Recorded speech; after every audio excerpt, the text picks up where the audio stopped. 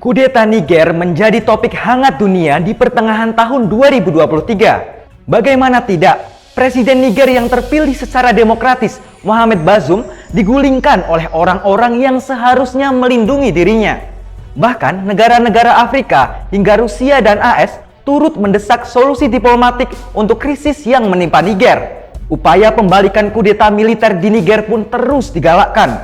Tapi, ada apa sih sebenarnya dengan Niger?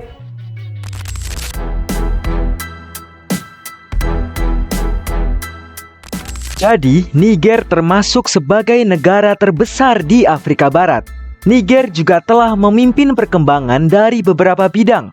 Secara strategis, Niger adalah negara yang menampung pangkalan militer Prancis dan AS.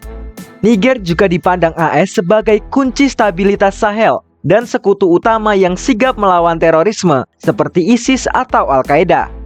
Selain itu, Niger merupakan negara yang menghasilkan 7% pasokan uranium dari semua pasokan global. Angka tersebut terhitung besar. Sementara secara politis, perkembangan Niger itu dilihat sebagai contoh stabilitas demokrasi relatif dalam beberapa tahun terakhir. Lantas, kudeta Niger dapat memperumit upaya Barat untuk membantu negara-negara di Sahel memerangi terorisme.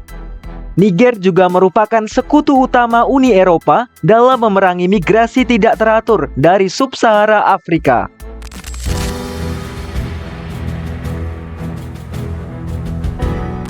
Wilayah Sahel atau wilayah perbatasan antara Afrika dengan Sahara menjadi bagian dunia yang sedang krisis demokrasi. Pasalnya, kelompok teroris telah merebut dan menyerang di wilayah 3 perbatasan antara Mali, Niger, dan Burkina Faso. Padahal, pemerintah Niger telah menangani masalah itu lebih baik daripada Mali dan Burkina Faso. Ditambah lagi kekacauan yang disebabkan oleh perubahan iklim di Niger. Perubahan iklim menyebabkan penggurunan menyebar ke selatan dari Sahara ke Sahel. Para ahli juga menyebut suhu di Sahel meningkat lebih cepat dari tempat lain di dunia. Situasi yang memburuk itu dijadikan alasan menggulingkan kekuasaan konstitusional yang sah secara hukum. Soalnya karena terdesak situasi, beberapa orang percaya hanya tindakan keras militer yang dapat mengatasi masalah tersebut.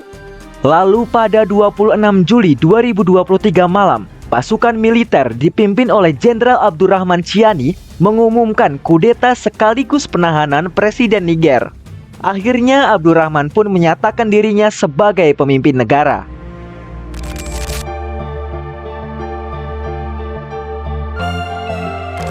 Di tengah kekacauan kudeta, Presiden Niger Mohamed Bazoum yang ditahan oleh militer pertama kalinya muncul di depan publik pada 31 Juli 2023. Informasi itu didapat melalui foto yang menampilkan Bazoum dan Presiden Chad Mahamat Deby sedang duduk bersebelahan.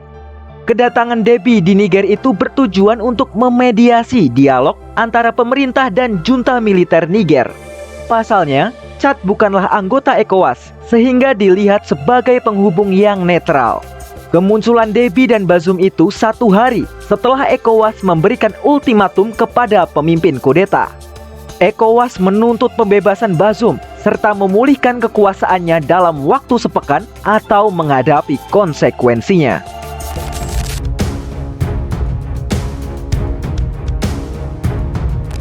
Untuk membalikkan kudeta, ECOWAS akan menjatuhkan 3 sanksi, yaitu sanksi keuangan dan perjalanan kepada pemimpin militer Niger yang terlibat kudeta.